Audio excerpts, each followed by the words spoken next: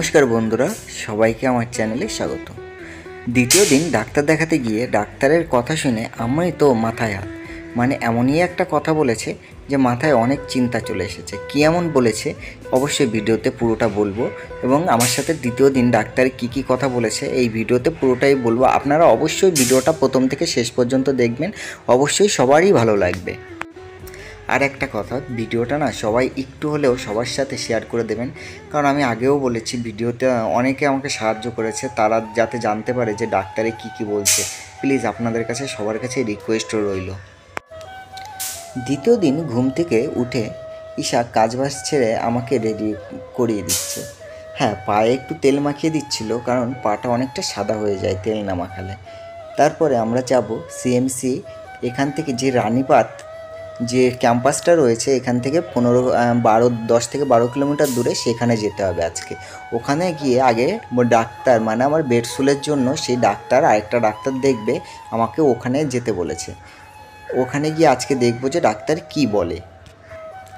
ঈশা আর মা দুজনেই আগে থেকে রেডি হয়ে গিয়েছিল, আর আমি পরে রেডি হচ্ছিলাম। আর ঈশা আমাকে চটিগুলো পরিয়ে দিচ্ছিল, যেহেতু আমি হুইল চেয়ারে বসে রয়েছি। হুইল চেয়ারে বসে থাকলে ওই বেশিরভাগ আমাকে চটি পরিয়ে দেয়, সব কিছু করে দেয়।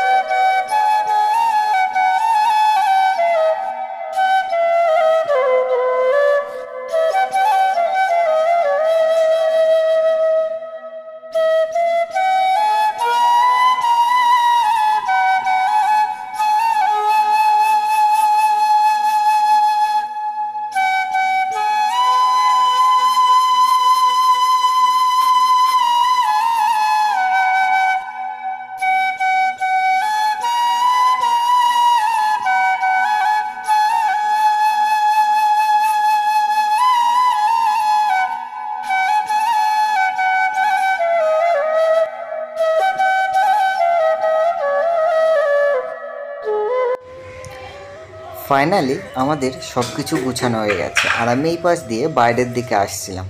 আর বাইরের দিকে আসার পথে একটা সিঁড়ি বাদে, সিঁড়ি থেকে নামতে অনেকটাই প্রবলেম হয়, কারণ জায়গাটা অনেকটা কম ছিল। আর ঈশা অনেকটা কষ্ট করে সেখান দিয়ে আমাকে নামায়, কারণ সিঁড়ির ধাপগুলো এতটাই উঁচু ছিল যে এখান দিয়ে নামাতে গেলে অনেকটা রিস্ক হয়। আর ওই পাশে ছিল যে জেনারেটর, মানে বিদ্যুৎ চলে গেলে ওটা চালু করা হয়। তাই এখান দিয়ে নামানোর সময় অনেকটা সতর্ক এবং সাবধানভাবে নামাতে হয়, কারণ আমি যদি পড়ে যাই অনেকটাই প্রবলেমের সম্মুখীন হতে হবে তাহলে আমার। আর এখান থেকে আমি অটোতে করে যাতায়াত করছি। এখান থেকে অটোতে করে যেতে 300 টাকা, আসতে 300 টাকা লাগছে। প্রতিদিন আমার 600 টাকা গাড়ি ভাড়া যাচ্ছে। যেহেতু এখানে যে বাসগুলো, সরকারি যে হসপিটালের বাসগুলো আছে, সেগুলো আমি চড়তে পারছি না, কারণ এখান থেকে বাসের গেটটা অনেকটা ছোট, ওর ভেতর হুইল চেয়ার যাবে না।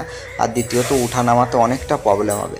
আর সরকারি বাসে গেলে যদিও কোনো টাকা লাগতো না, তাও ভেবেছি যে পরের দিন একটা চেষ্টা করে দেখব যে সরকারি বাসে যাওয়া যায় কি না।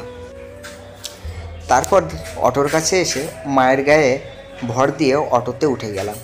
অটোতে এখান থেকে যাব রানীপাস ক্যাম্পাস, মানে এখান থেকে 12 কিলোমিটার। আমার রুমটা ছিল মেইন যে সিএমসি তার খুবই নিকটে। আর মা আমার পাগুলো তুলে দিচ্ছিল, কারণ আমার পা মাঝে মাঝে অনেকটা টাইটনেস হয়ে যাচ্ছে এখন, কারণ অনেক দিন ফিজিওথেরাপি করা হয় না। ওই বেডসুলগুলোর জন্য ফিজিওথেরাপি আমি করতে পারি না। তো ঈশা ফাইনালি ও পাশ থেকে হুইল চেয়ারটা আবার রুমে থুয়ে আবার গাড়িতে বসে পড়লো।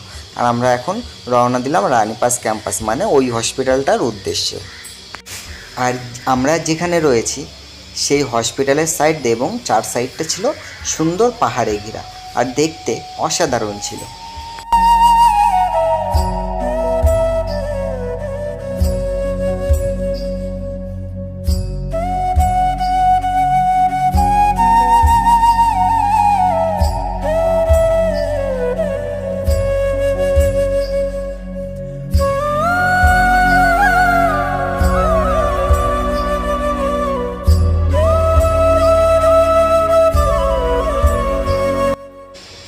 এই ছিল রানিপাস ক্যাম্পাস, মানে খ্রিস্টান মেডিকেল কলেজের রানিপাস যে ক্যাম্পাসটা আছে সেখানটা। এটা ছিল যে পুরনো যে সিএমসি তার থেকে অনেকটা বড় এবং অনেকটা পরিষ্কার পরিচ্ছন্ন এবং খুবই সুন্দর। এক কথায় এখানে এসেছি, এখানে আজ ডাক্তার কি বলেছে সেই কথাটাই আলোচনা করা যাক, কারণ ভেতরে বেশি ভিডিও করতে পারিনি।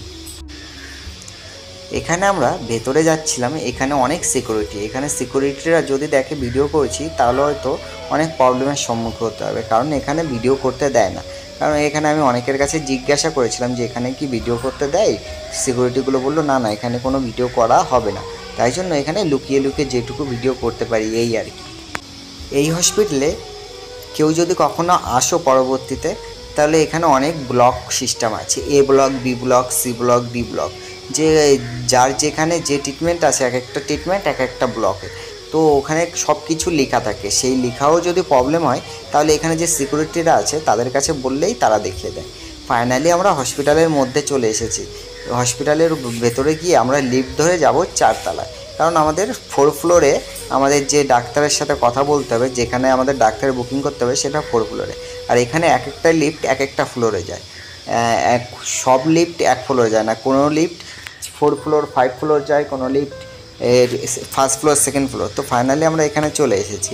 এখানে এসে ওই কাউন্টারে যে স্যারটা আসবে তিনি এখনও আসেননি, আর আমরা এখানে ওয়েট করেছিলাম। আমি ওয়েট করতে করতে অনেকটা টাইম হয়ে গেছিলো, আর একটু বোর হচ্ছিলাম যে কত টাইম বসে রয়েছি, এখনও স্যারটা এলো না।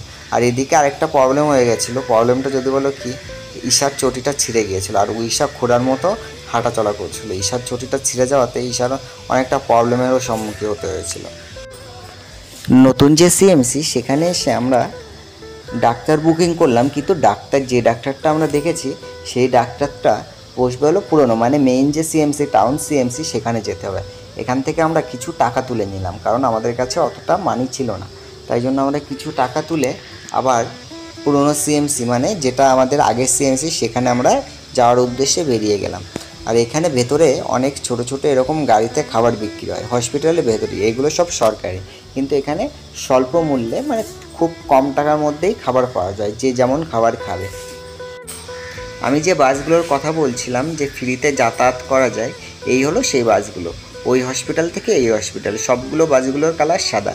তো আপনারা এই বাসে যদি কেউ আসেন এখানে, এই বাসে অবশ্যই ফ্রিতে আসতে পারবেন, কোনো টাকা লাগবে না। এবং এখানে আসতে গেলে বেশি সময় লাগে না, আধা ঘন্টার ভিতর চলে আসা যায়।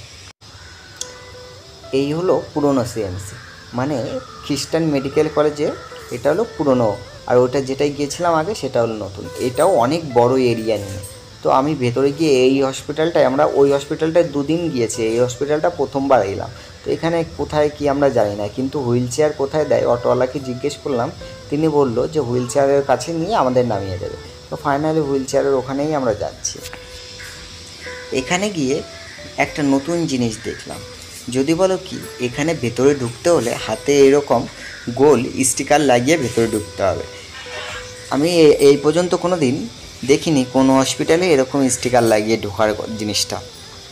যাই হোক বন্ধুরা, এখানে ডাক্তার কি বললো সেই কথায় আসা যাক। এখানে ডাক্তার বলেছে যে আমার যে বেডশুল রয়েছে সেই বেডশুল একটা ছোট হয়ে গেছে, আর একটা একটু বড় রয়েছে, ওটা অনেকটা ডিপনেস, মানে হাড়ে ছুঁয়ে গেছে।